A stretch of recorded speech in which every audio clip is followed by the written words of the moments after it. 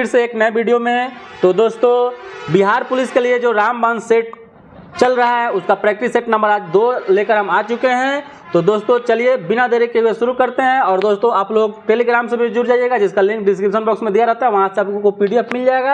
तो दोस्तों चलिए शुरू करते हैं।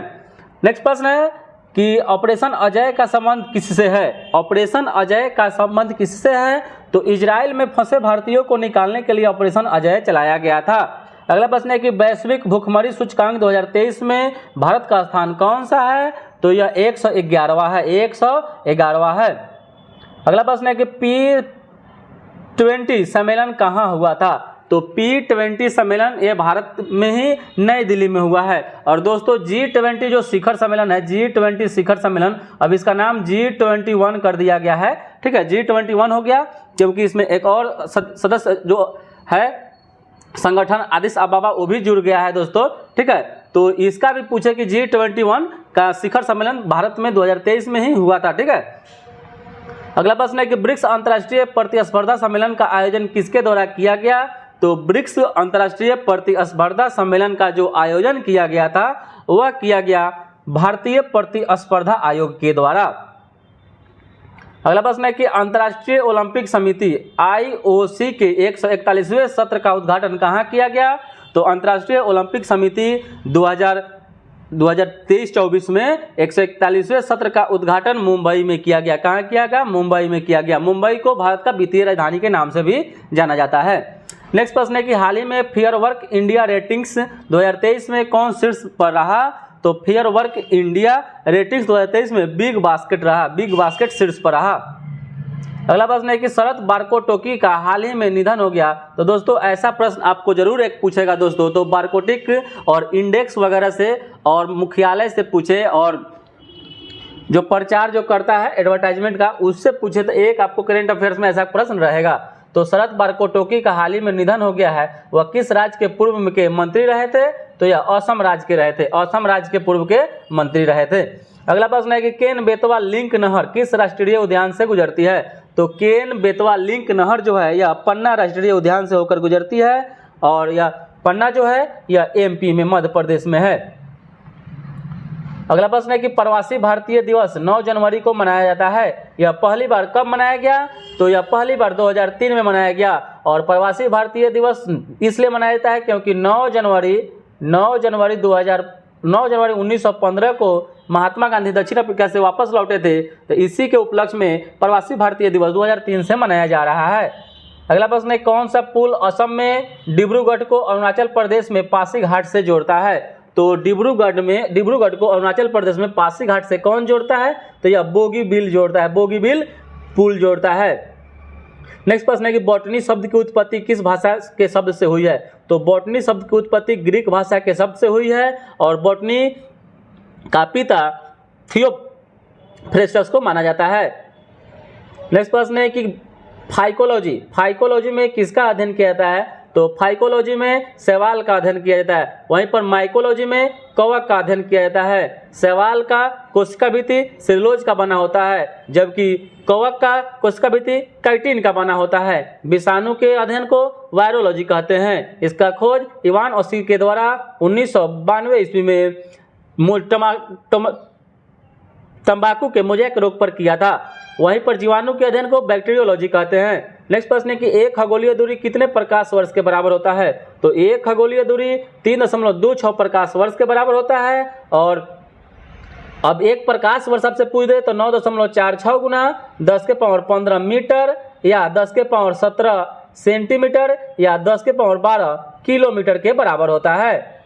अगला प्रश्न है कि पदार्थ की मात्रा मापने की SI इकाई क्या है? तो यह मोल हो जाएगा। और वहीं पर एम्पियर से विद्युत धारा को मापते हैं, ज्योति तीव्रता से कैंडेला को मापते हैं, ताप को केल्विन से मापते हैं। नेक्स्ट प्रश्न है कि ध्वनि की तरत्व निर्भर करता है। तो ध्वनि की जो तरत्व है वह आवृत्ति पर करता है। आवृत्ति का SI मात्रक हर्ट्ज होता है। नेक्स्ट प्रश्न है कार्य करने की दर, जहाँ पर समय लग जाए कार्य करने की दर को शक्ति कहते हैं। वहीं पर कार्य करने की क्षमता को क्या कहते हैं? ऊर्जा कहते हैं। ठीक है, नेक्स्ट प्रश्न है कि उदासीन विलयन के रूप में जाना जाता है। तो उदासीन विलयन दोस्तों जो विलयन होता है, जो pH मान है वो pH मान को 0 से लेकर 14 बराबर भागों में बांटते हैं, जिसमें बीच में 7 रहता है। 7 से 0 और 7 के बीच में जो रहता है वह अम्लीय होता है, एसिडिटिक होता है, और 7 से 14 में होता है वह क्षारीय होता है। क्षारीय होता है। जो 7 में रहता है उसको उदासीन विलयन कहते हैं। और जो पीएच स्केल बनाया था वह एचपी सोरेनसन ने बनाया था। एचपी सोरेनसन ने बनाया था 1909 ईस्वी में। एचपी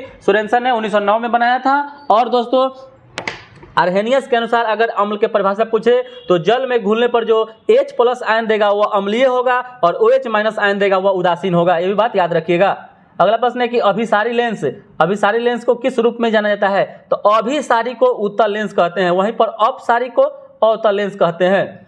अगला प्रश्न है कि वास्तविक और उल्टी छवियां बनाने के लिए किस प्रकार के लेंस का उपयोग किया जाता है? तो यह उत्तल लेंस का प्रयोग करते हैं, उत्तल लेंस का प्रयोग करते हैं। अगला प्रश्न है कि चित्र खींचने में जिस धातु के हाइलाइट का प्रयोग किया जाता है, चित्र खींचने में जिस धातु के हाइलाइट का प्रयोग किया जाता है वह चांदी है, सिल्वर, Ag सिल्वर है, Ag जिसको अर्जेंटीनम लैटिन भाषा में कहते हैं।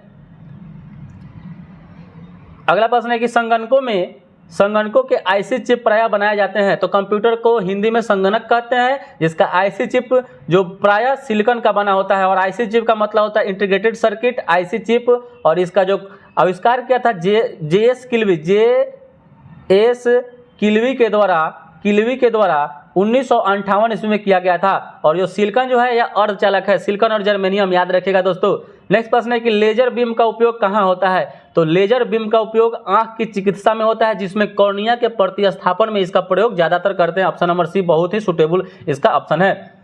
अगला प्रश्न है कि सभी जैव यौगिक का अनिवार्य मूल तत्व क्या हो जाएगा? तो सभी जैव यौगिक का अनिवार्य मूल तत्व कार्बन हो जाएगा। वहीं पर अगर जितना अम्लीय है उसमें अनिवार्य तत्व बोले तो वहां पर हाइड्रोजन हो जाएगा। याद रखिएगा दोस्तों, अम्ल में हाइड्रोजन हो जाएगा, जैविक में कार्बन हो जाएगा। नेक्स्ट प्रश्न है कि फोटोग्राफी में कौन सा अम्ल का प्रयोग करते हैं? तो फोटोग्राफी में ऑक्जेलिक अम्ल का प्रयोग करते हैं, ऑक्जेलिक अम्ल का प्रयोग करते हैं। फोटोग्राफी में सिल्वर ब्रोमाइड का प्रयोग करते हैं, फिक्सर के रूप में सोडियम थायोसल्फेट का प्रयोग करते हैं। और जो साइट्रिक अम्ल होता है यह खट्टे पदार्थों में नींबू वगैरह में पाया जाता है। एसिटिक अम्ल सिरका में पाया जाता है। जैसे ही वहीं से फॉर्मिक अम्ल है यह लाल चींटी में और मधुमक्खी में पाया जाता है। नेक्स्ट प्रश्न है कि HTML का संक्षिप्त रूप क्या है? इसका प्राथमिक उपयोग तो HTML हाइपरटेक्स्ट मार्कअप लैंग्वेज होता है। ऑप्शन नंबर 20 का सही उत्तर हो जाएगा। यह वेब पेज बनाने के लिए इसका प्रयोग करते हैं। अगला प्रश्न है कि पर्यावरण का अध्ययन जीव विज्ञान की जिस शाखा के अंतर्गत किया जाता है उसको पारिस्थितिकी कहते हैं। पारिस्थितिकी तंत्र एजी टॉन्सले उनको पिता कहा जाता है पारिस्थितिकी तंत्र का। और अनुवांशिकी का पिता ग्रेगर जोहान मेंडल को कहा जाता है। नेक्स्ट प्रश्न है कि निम्नलिखित में से प्राकृतिक रेशम का एक घटक कौन सा है? तो प्राकृतिक रेशा का पूछ रहा है, तो प्राकृतिक रेशम का जो घटक हो जाएगा वह नाइट्रोजन हो जाएगा। पौधे को नाइट्रोजन नाइट्रेट के रूप में लेते हैं, जिससे उसको प्रोटीन की प्राप्ति हो जाती है। नेक्स्ट प्रश्न है कि समुद्री शैवाल किसके महत्वपूर्ण स्रोत हैं? तो समुद्री शैवाल से आयोडीन प्राप्त होता है, आयोडीन प्राप्त होता है। अगला प्रश्न है कि निम्नलिखित में से कौन सा नोबेल गैस है? अक्रिय गैस 6 है, जिसमें से कौन नहीं पूछ रहा है? तो एक्टिनियम हो जाएगा जो नोबेल गैस नहीं है, जबकि आर्गन, क्रिप्टन और रेडॉन है। और अक्रिय गैस और नोबेल गैस में रेडॉन सबसे भारी गैस है, सबसे भारी गैस रेडॉन हो जाएगा। नेक्स्ट प्रश्न है कि निम्नलिखित में से हंसी पैदा करने वाली गैस के रूप में जाना जाता है? तो हंसाने वाली गैस नाइट्रस ऑक्साइड N2O इसका फॉर्मूला होता है, याद रखिएगा, नाइट्रस ऑक्साइड को जानते हैं। नेक्स्ट प्रश्न है कि 1857 के क्रांति के दौरान पटना में पीर अली ने किस अफीम एजेंट को मार डाला था? तो डॉक्टर लॉयल को मार डाला था, डॉक्टर लॉयल को। और 1857 की क्रांति मेरठ से शुरू हुई थी, मेरठ से शुरू हुई थी। 10 मई को इसकी आग मेरठ से लगी थी, याद रखिएगा दोस्तों। नेक्स्ट प्रश्न है कि अखिल भारतीय किसान सभा के अध्यक्ष कौन थे? तो अखिल भारतीय किसान सभा के अध्यक्ष स्वामी सहजानंद थे। जबकि एक ऑप्शन नंबर 1 ए जो है, याद रखिएगा दोस्तों, जब महात्मा गांधी 1917 में चंपारण सत्याग्रह कर रहे थे तो एजी रंगा ने ही इनका विरोध किया था। नेक्स्ट प्रश्न है कि क्षेत्रफल की दृष्टि से बिहार का सबसे छोटा जिला कौन सा है? तो दोस्तों जनगणना 2011 के अनुसार जो भी चीजें जो देश और बिहार में हुई है उसको बहुत ही बारीकी से पढ़ना है दोस्तों, क्योंकि अभी तक जनगणना हुई नहीं है। और 2011 के जनगणना से बहुत सारा प्रश्न उठा था, जबकि अब की बार जो 2024 में जो बिहार दरोगा का एग्जाम हुआ है दोस्तों, इसमें से पूरा के पूरा जनगणना से ही उठा के रख दिया था, 4-5-6 क्वेश्चन रख दिया था। तो आप लोग को जनगणना बिहार पुलिस में नया सिलेबस चेंज किया, इससे जरूर पूछेगा दोस्तों, तो ये याद रखना है। और दोस्तों एक वीडियो हम जनगणना पर बना देंगे, आप लोग उसको देख लीजिएगा। क्षेत्रफल की दृष्टि से बिहार का सबसे छोटा शिवहर हो जाएगा, शिवहर हो जाएगा। नेक्स्ट प्रश्न है कि 1946 के चुनाव में बिहार में कांग्रेस ने विधानसभा चुनाव में 152 सीटों में कितने सीटें पर जीत हासिल की थी? तो 98 सीटों पर। अभी वर्तमान में पूछे बिहार विधानसभा में सीटों की संख्या कितना है, तो 243 है, 243 है। राज्यसभा में पूछे तो 16 है, लोकसभा में पूछे तो 40 है, विधान परिषद में पूछे तो 75 सीट है। ये सब याद रखना है। बिहार में प्रमंडल 9 है। अगला प्रश्न है कि बिहार के मुख्यमंत्री नीतीश कुमार ने पूर्व में केंद्र सरकार में किस मंत्रालय का प्रभार संभाला था, तो यहाँ पर ऑप्शन अगर वित्त मंत्रालय नहीं रहकर वित्त मंत्रालय की जगह पर रेल मंत्रालय भी रहता तो रेल मंत्रालय को भी संभाले हैं। तो मुख्यमंत्री से पूर्व पूछ रहा है, तो यहाँ पर ऑप्शन नंबर इसका हो जाएगा वित्त मंत्रालय का पद मुख्यमंत्री नीतीश कुमार भी संभाल चुके हैं। नेक्स्ट प्रश्न है कि निम्नलिखित नदियों में से कौन सी नदी ज्वारनद मुख बनाती है, यानी एस्चुरी का निर्माण करती है, डेल्टा का निर्माण नहीं करती है। तो दोस्तों जो नदियां अरब सागर में गिरती है यानी पश्चिम की दिशा से होकर बहती है, नर्मदा, ताप्ती, तो इसमें से जो ज्वारनद मुख बनाती है ऑप्शन नंबर डी हो जाएगा, ताप्ती नदी बनाती है। जबकि गोदावरी जो है या डेल्टा का निर्माण करती है या बंगाल की खाड़ी में गिरती है। और गोदावरी को प्रायद्वीपीय भारत की सबसे बड़ी नदी कहा जाता है, इसको वृद्ध गंगा के नाम से भी जाना जाता है। नेक्स्ट प्रश्न है कि निम्नलिखित नदियों में से कौन सी गोदावरी की सहायक नदी नहीं है। गोदावरी की सहायक नदी इसमें से कौन नहीं है, तो माही नदी नहीं हो जाएगा। माही नदी जो है या गोदावरी की सहायक नदी नहीं है। और यही माही नदी कर्क रेखा को 2 बार काटती है, कर्क रेखा को 2 बार काटती है। कर्क रेखा भारत के 8 राज्यों से होकर गुजरती है। 37 डिग्री उत्तरी अक्षांश को कर्क रेखा कहते हैं। नेक्स्ट प्रश्न है कि भारत में ग्रीष्मकालीन वर्षा किस रूप में होती है, तो मानसून जो होती है दक्षिण पश्चिम मानसून से जो जून से लेकर सितंबर महीने तक रहती है। अगला प्रश्न है कि मरुस्थलीय क्षेत्रों में बाहर पवन द्वारा उड़ाकर लाए गए महीन बालूकण के बृहत निक्षेप को लोएस कहा जाता है। आपसे इसमें क्वेश्चन पूछ दिया कि लोएस पठार कहाँ है, लोएस पठार, तो लोएस पठार चीन में है। कहाँ है, चीन में है। अगला प्रश्न है कि भाबर मृदा जो खुरदरे दानों से बनी होती है वह जो कहाँ पाई जाती है, तो यह पाई जाती है तराई के उत्तर और शिवालिक के साथ में पाई जाती है। नेक्स्ट प्रश्न है कि शिवालिक के दक्षिणी भाग के क्षेत्र को भाबर और तराई कहते हैं, भाबर और तराई कहते हैं। अगला प्रश्न है कि निम्नलिखित में से कौन सा मैंग्रोव का प्रमुख डेल्टा क्षेत्र नहीं पूछ रहा है, तो इसमें से तराई जो हो जाएगा, तराई यह मैंग्रोव का डेल्टा क्षेत्र नहीं है, जबकि मैंग्रोव के लिए सुंदरबन है, महानदी डेल्टा है, खंबात की खाड़ी है। नेक्स्ट प्रश्न है ग्रीन हाउस गैसों में कौन सम्मिलित है, तो ग्रीन हाउस गैस में इसमें से ऑप्शन नंबर डी सभी हो जाएगा। कार्बन डाइऑक्साइड CO2 है, कार्बन मोनोऑक्साइड है और SO2 सभी शामिल है। नेक्स्ट प्रश्न है कि वाल्मीकि टाइगर रिजर्व किस राज्य में है, तो वाल्मीकि टाइगर रिजर्व या बिहार राज्य में है और जो पश्चिमी चंपारण में है, पश्चिमी चंपारण में स्थित है। नेक्स्ट प्रश्न है कि विक्रमशिला गंगेय अभयारण्य बिहार के किस जिला में है, तो विक्रमशिला विश्वविद्यालय जो भागलपुर में है उसी पर ये भी याद रखिएगा कि विक्रमशिला गंगेय अभयारण्य भागलपुर में है। नेक्स्ट प्रश्न है कि किस सभ्यता को सिंधु सरस्वती सभ्यता या हड़प्पा सभ्यता के नाम से जाना जाता है, तो कांस्य युग के सभ्यता को सिंधु सरस्वती सभ्यता या हड़प्पा सभ्यता के नाम से जाना जाता है। आपसे ऐसे भी पूछ देगी कि सिंधु घाटी सभ्यता को किस युग के नाम से जानते हैं, तो कांस्य युगीन सभ्यता के नाम से भी जाना जाता है। नेक्स्ट प्रश्न है कि रामोसी विद्रोह सही रूप से किस भौगोलिक इलाके में हुआ था, तो जो रामोसी विद्रोह हुआ था, रामोसी विद्रोह यह पश्चिमी घाट में नीलगिरी के क्षेत्रों में हुआ था। 1822 ईस्वी में हुआ था। चित्तर सिंह इसके नेतृत्व करता थे, याद रखिएगा। अगला प्रश्न है कि प्रथम कर्नाटक युद्ध के पश्चात कौन सी संधि हुई थी, तो प्रथम कर्नाटक युद्ध के पश्चात जो संधि हुई थी समाप्त होने के लिए एक्सला-सापेल की संधि हुई थी। एक्सला-सापेल की संधि 1748 ईस्वी में हुई थी। अगला प्रश्न है कि भारतीय इतिहास में किस समय को मौर्य साम्राज्य के राजा चंद्रगुप्त मौर्य के द्वारा स्थापित किया गया था, तो यह किया गया था ईसा पूर्व 4वीं शताब्दी में। अगला प्रश्न है कि भारत में फ्रांसीसियों ने अपना पहला कारखाना किस स्थान पर लगाया था, तो यह सूरत में लगाया था। नेक्स्ट प्रश्न है गुप्त राजवंश के किस शासक ने विक्रम संवत की शुरुआत की थी, तो विक्रम संवत की शुरुआत चंद्रगुप्त विक्रमादित्य के द्वारा शुरू की गई थी, जो 58 ईसा पूर्व या कहीं आपको 57 ईसा पूर्व मिलता है, तो याद रखिएगा दोस्तों, दोनों में से कोई ऑप्शन में एक ही रहता है।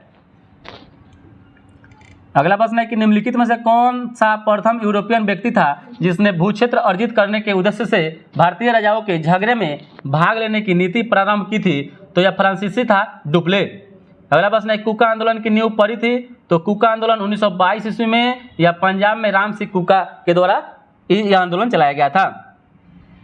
अगला प्रश्न है कि प्रसिद्ध कवि अमीर खुसरो निम्नलिखित में से किस सम्राट के दरबार में रहते थे, तो यह अलाउद्दीन खिलजी से लेकर गयासुद्दीन बलबन से लेकर अलाउद्दीन खिलजी तक के रहे थे, तो यह गयासुद्दीन बलबन इसका ऑप्शन नंबर बी हो जाएगा। और अमीर खुसरो का जन्म पटियाली में हुआ था, पटियाली में पटियाली में हुआ था, ठीक है, एटा में पड़ता है उत्तर प्रदेश, पटियाली में। इनको तोतीय हिंद, भारत का तोता, और खड़ी हिंदी बोली, तबला, सितार और कव्वाली का जनक भी माना जाता है। 1253 ईस्वी में इनका जन्म हुआ था, याद रखिएगा, 1253 ईस्वी में पटियाली में।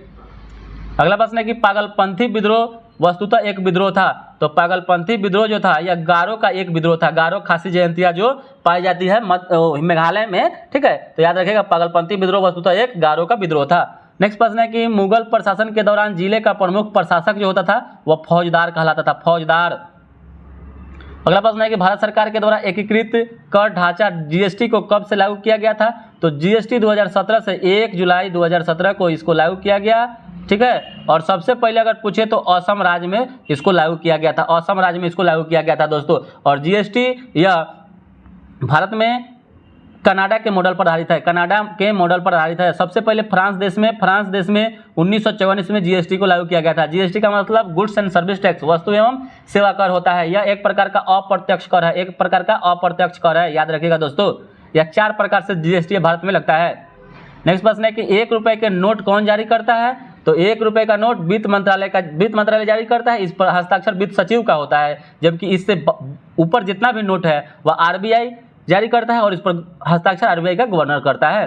नेक्स्ट प्रश्न है किसान क्रेडिट कार्ड जारी करते समय भारत के वित्त मंत्री कौन थे। तो किसान क्रेडिट कार्ड भारत में 1998 ईस्वी में लागू किया गया था। उस समय भारत के वित्त मंत्री यशवंत सिन्हा थे। अगला प्रश्न है कि चूज द सिनोनिम, यानी समानार्थी शब्द बताना है इनोवेटिव का। तो इनोवेटिव का बताना है आपको इनोवेटिव हो जाएगा। नेक्स्ट प्रश्न है कि सिलेक्ट द सिनोनिम एबेंडेंट, जो एबेंडेंट का बताना है तो हो जाएगा प्लेंटीफुल, हो जाएगा प्लेंटीफुल। अब यहाँ पर प्रीपोजिशन बताना है कि the store opens at 9 AM हो जाएगा, एट 9 AM। फिर प्रीपोजिशन ही है कि the cat jumped over the fence हो जाएगा। अब बताना है कि इसमें से पैसिव वॉइस कौन सा है। तो पैसिव वॉइस हो जाएगा a letter is being written by me हो जाएगा।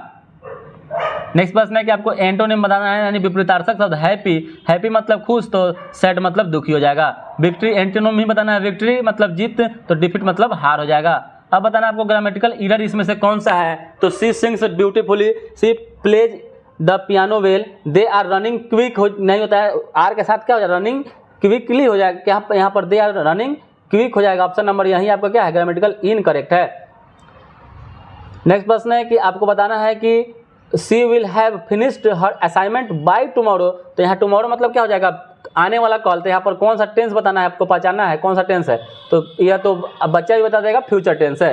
अब बताना है कि आइडियम्स यानी मुहावरे का आपका अर्थ बना ब्रेक अ लेग मीन होता है, ब्रेक अ लेग मतलब होता है to wish someone good luck specially in a performance और एडवेंचर। ऑप्शन नंबर 20 का सही उत्तर हो जाएगा। अगला प्रश्न है कि फिर आइडियम्स है, इसका अर्थ बताना है कि the bell in your coat का मतलब हो जाएगा, बेल इन योर कोट का हो जाएगा the game is over. Next प्रश्न है कि भारत के राष्ट्रपति का कार्यकाल होता है। तो भारत के राष्ट्रपति का कार्यकाल 5 वर्षों का होता है और भारत में एक राष्ट्रपति होंगे, अनुच्छेद 52 के तहत यह संविधान में प्रावधान है। और भारत के राष्ट्रपति वर्तमान में द्रौपदी मुर्मू है। नेक्स्ट प्रश्न है कि एक व्यक्ति भारत में कितनी बार राष्ट्रपति निर्वाचित हो सकता है। तो यह हो जाएगा कोई इसकी अवधि की सीमा नहीं है। नेक्स्ट प्रश्न है कि भारत में त्रिशंकु संसद का तात्पर्य क्या है। त्रिशंकु संसद उसे कहते हैं ऐसी संसद जहां पर किसी भी राजनीतिक दल के पास स्पष्ट बहुमत नहीं हो। नेक्स्ट प्रश्न है कि भारतीय संसद में लोकसभा अध्यक्ष यानी स्पीकर की क्या भूमिका होती है। तो स्पीकर की भूमिका सदन में व्यवस्था बनाए रखना। नेक्स्ट प्रश्न है कि भारतीय संसद के संदर्भ में प्रस्ताव क्या है। तो भारतीय संसद के संदर्भ में जो प्रस्ताव जो है उस प्रस्ताव का मतलब होता है कि किसी भी मुद्दे पर चर्चा के लिए एक औपचारिक प्रस्ताव। नेक्स्ट प्रश्न है कि समान कार्य के लिए समान वेतन, यह आपका नीति तत्वों में आता है, अनुच्छेद 39 में है। नेक्स्ट प्रश्न है कि भारतीय संसद में आमतौर पर अविश्वास प्रस्ताव का प्रयोग कब किया जाता है। तो सत्तारूढ़ सरकार के बहुमत का परीक्षण करने के लिए। नेक्स्ट प्रश्न है कि और साधारण बहुमत से भी पेश हो जाता है। भारतीय संविधान की कौन सा भाग राष्ट्रपति की कार्यकारी शक्तियों और कार्यों से संबंधित है। तो यह भाग 5 हो जाएगा। और भाग कितना है तो अभी उपभाग को मिलाकर 25 टोटल हो गया है दोस्तों। 444 प्लस अनुच्छेद हो चुका है और अनुसूची 12 ही है। नेक्स्ट प्रश्न है कि भारत में धन विधेयक और वित्त विधेयक के बीच में जो अंतर है वो क्या है। मुख्य अंतर जो है धन विधेयक और वित्त विधेयक में जो मुख्य अंतर है वो आपका धन विधेयक, कराधान और सरकारी व्यय से संबंधित है, जबकि वित्तीय विधेयक राज्य के बजट से संबंधित है। तो दोस्तों जो धन विधेयक होता है वह केवल लोकसभा में पेश होता है, धन विधेयक, और यह अनुच्छेद 110 में है, जबकि वित्तीय विधेयक जो है 100 अनुच्छेद 17 में है। वहीं पर जो बजट है अनुच्छेद 112 में है।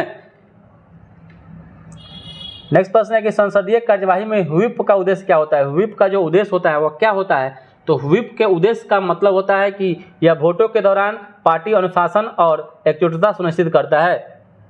अब आता है हिंदी। मौन शब्द का विलोम, मौन शब्द का विलोम शब्द क्या होगा, तो मौन का विलोम जो हो जाएगा वह मुखरता हो जाएगा। मधुर का विलोम, तो मधुर का विलोम जो हो जाएगा कटु हो जाएगा। निर्दय का विलोम तो सहृदय हो जाएगा। गौरव का विलोम शब्द क्या होगा, तो गौरव का विलोम शब्द जो हो जाएगा वह लाघव हो जाएगा, लाघव। विकास का पर्यायवाची क्या हो जाएगा, तो विकास का पर्यायवाची सुधार हो जाएगा, सुधार। अगला प्रश्न है कि दुख का पर्यायवाची, दुख का पर्यायवाची क्या है, तो दुख का पर्यायवाची सुख हो जाए, दुख का पर्यायवाची पूछ रहा है सॉरी, तो कष्ट हो जाएगा। विपरीतार्थक पूछता तो सुख हो जाता। अब बताना आपको शुद्ध वाक्य इसमें से कौन सा है, तो शुद्ध वाक्य यहाँ मीठे पानी का एक कुआं है, 1 रुपये में कितने पैसे होते हैं, आज रेणु देवी का व्याख्यान होगा। ऑप्शन नंबर सी शुद्ध वाक्य है। नेक्स्ट प्रश्न है कि निम्नलिखित में से शुद्ध वाक्य का चयन करना है। शुद्ध वाक्य का इसमें से भी चयन करना है आपको, तो हो जाएगा परमात्मा के अनेक नाम है। ऑप्शन नंबर डी इसका सही उत्तर हो जाएगा। नेक्स्ट प्रश्न है कि निम्नलिखित में से कौन सा मूल दीर्घ स्वर नहीं है, तो मूल दीर्घ स्वर की संख्या 7 होती है, जिसमें से दीर्घ आ और उ है, जबकि ई दीर्घ स्वर नहीं है।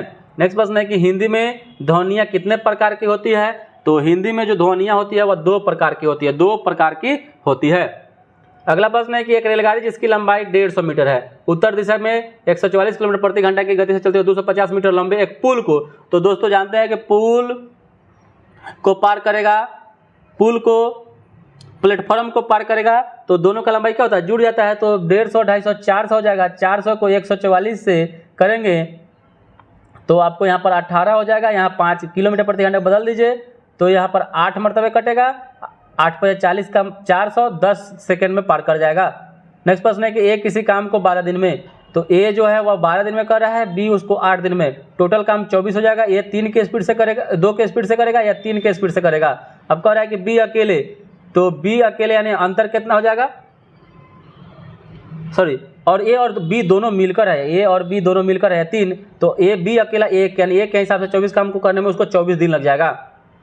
अगला बात, 2 लड़कों की आयु का अनुपात 5-6 है और 2 वर्ष पहुँचा तो इनकी आयु का अनुपात 7-8 हो जाता है, तो 10 वर्ष बाद इनकी आयु का अनुपात कितना होगा, तो ऑप्शन नंबर ए है 15:16 हो जाएगा। बनाइएगा दोस्तों इसको। अगला प्रश्न है कि 45 संख्याओं का औसत 150 है, तो 45 गुना 150 करिएगा दोस्तों, ठीक है, 45 गुना 150 इसको बनाइएगा तो आपको टोटल आएगा 6750, 6750 आएगा। उसमें से 46 को गलती से 91 लिख दिया, तो क्या करेंगे, 91 इसमें से घटाएंगे, 91 घटाएंगे तो कितना आ जाएगा 6659, फिर उसमें 46 जोड़ दीजिएगा तो आ जाएगा 6705 में 45 से भाग दीजिएगा, तो इसका जो सही उत्तर आ जाएगा वो आपका डी 149 हो जाएगा। अब कह रहा है कि 5 अंकों की सबसे बड़ी संख्या ज्ञात कीजिए जिसमें इतना से भाग देने पर 2 शेष बचता है, तो दोस्तों पहले इसका एलसीएम निकालेंगे, तो एलसीएम इसका 120 आएगा, तो 5 अंकों की सबसे बड़ी संख्या 5 को 9 लिखेंगे, ठीक है। इसमें से 120 से भाग देंगे तो यहाँ भाग देके देखिएगा 39 शेष बचेगा, ठीक है, 39 शेष बचेगा।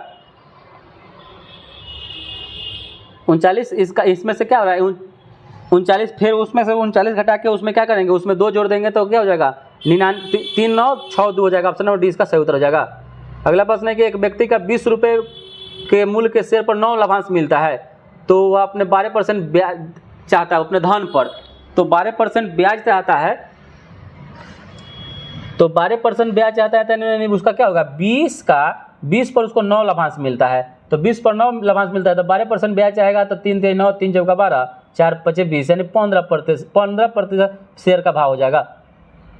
नेक्स्ट प्रश्न है कि 11 और 90 के बीच में 7 से विभाजित, तो 7 से 11 के बाद क्या हो जाएगा 14 आएगा, 21 आएगा, 28 आएगा, 35 आएगा, 42 आएगा, 49 आएगा, 56 आएगा, और ऐसे ही करते करते जोड़ेंगे तो टोटल 11 संख्या होगा। अगला प्रश्न है कि 5400 को ABC में बांटना है, 5400 को ABC में बांटना है जिससे आपको इस A का A/2 मिले, ठीक है, बराबर है B/3 बराबर है C/4, तो इसको बनाने के लिए इसका भी एलसीएम ले सकते हैं, ठीक है। तो यहाँ आया जो बराबर में है तो क्या 4 3 7 9, टोटल भाग 9 है, यानी 5400 को 9 से भाग करना है, 9 से भाग करना है। और इसमें से आपसे पूछ रहा है कि बी का हिस्सा, तो बी का हिस्सा क्या है 3 है, 3 से 3 3 9 1800, यानी ऑप्शन नंबर डी इसका 1800 भाग हो जाएगा। अब दोस्तों प्रश्न है कि एक राशि पर चक्रवृद्धि ब्याज की दर से 2 वर्ष में 4624 यानी मिश्रण हो जा रहा है, 3 वर्ष में 4913 हो जा रहा है। तो जब इसको बनाएंगे दोस्तों तो यहाँ पर आ जाएगा 4096। इसको टेलीग्राम पर डाल देंगे दोस्तों, टेलीग्राम पर इसको डाल दिया जाएगा। थोड़ा इसको बनाने में लेंदे हो जाएगा। 2 इक्वेशन बनेगा इसमें। एक व्यक्ति अपनी आय का 66% खर्च करता है, 66% खर्च करता है यानी 34% बचा लेता है। टोटल 100 रहेगा तो 100 में से 66 वो खर्च करेगा तो 34 बचेगा। 34 का मान ये 1200 है, ठीक है। तो उसका मासिक खर्च ही पूछ रहा था 66 कितना होगा, तो 1200 गुना 66 आवाटा में 34, तो 34 दूना 68 होता है, तो लगभग 2 के 12 दूना 24, ऑप्शन में क्या है 24, ऑप्शन नंबर ए ही इसका सही उत्तर हो जाएगा। तो दोस्तों आप लोग को वीडियो कैसा लगा, अच्छा लग रहा होगा तो लाइक और सब्सक्राइब करते चलिएगा दोस्तों, और वीडियो देखने के लिए बहुत बहुत धन्यवाद।